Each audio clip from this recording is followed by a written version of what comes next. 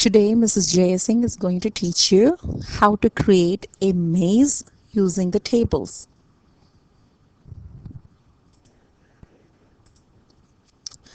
So you will go to classroom.google.com and sign in with your Gmail and password, and you'll open the maze activity.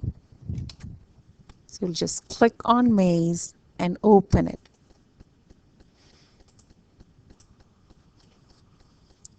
After you open it, let's go to the next step. We are going to have a header. Anything you put inside the header, when you go to a different page, it will be there automatically without you typing on it.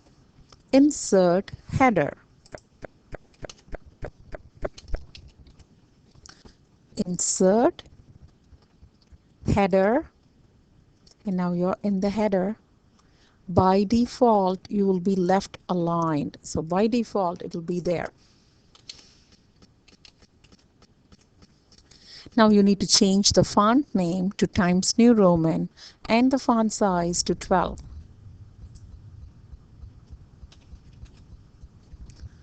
Font name from Arial, you're going to pick Times New Roman, and the font size, you're going to make it 12.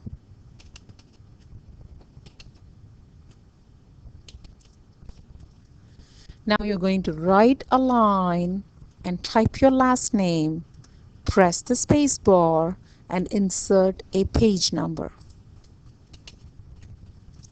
Write a line, type your last name, make a space, insert page number, and pick the first option. Now center a line and choose a theme for your maze.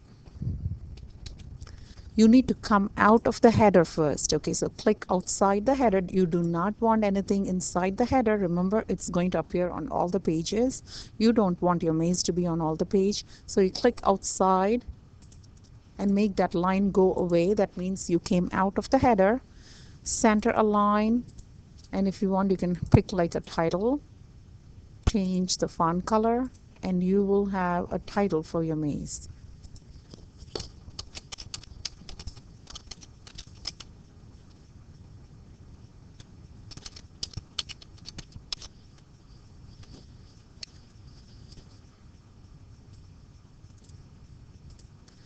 Press enter, and then on the new line you're going to insert a 14 by 14 table that has 14 rows and 14 columns. I pressed enter. Insert table, a 14 by 14 table.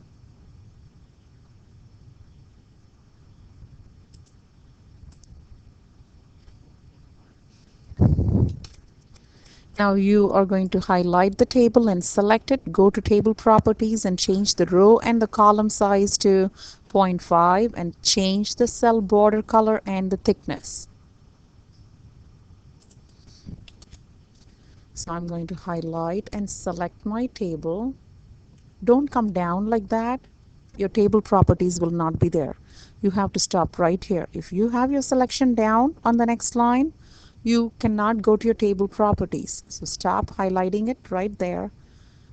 Table properties, any color, and maybe have it like 3 point, column width, and the row height to be 0.5 each, and hit OK. Now you are going to go inside this maze cell, and remember last week I told you how to remove the cell border. You click on the border that you don't want and make it 0 point, and then now you're opening up the pathway. So your maze should not be going to the second page. If it does, you need to adjust it accordingly. Create one right path between a start and an end point by removing the cell borders. Include clipboards at the beginning and the end. And then if you have squares, you need to open them up that does not lead to the correct path. Dead ends should be created, and then you don't need to save it because it's Google Docs. So no need to save because it's automatically saved in the cloud.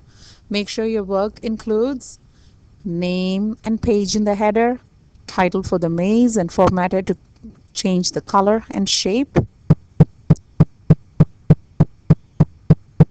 color and width. It's supposed to be color and width.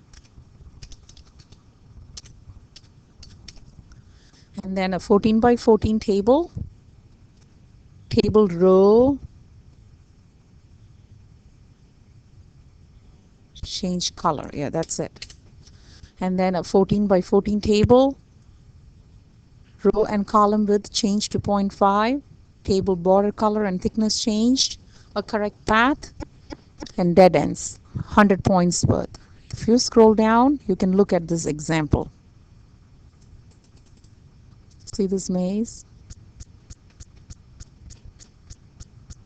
You don't need to have pictures inside, because if you have Mrs. Jasing doesn't like to have too many big pictures inside, because it doesn't make the maze complicated. If you want to have a complicated maze, then see how this one is complicated, like it confuses people. And if you have any box, it has to be opened out. I do not want any boxes in the maze. You need to open them up so that there are no boxes. Don't open it up like this. I told you how to open it up. This is Microsoft Word, and you're doing it in Docs, so you need to click on it and change the width to 0. Once you finish it, make sure you see the rubrics for the maze, check everything, and then you will turn it in. If you still got some time, you'll practice keyboarding.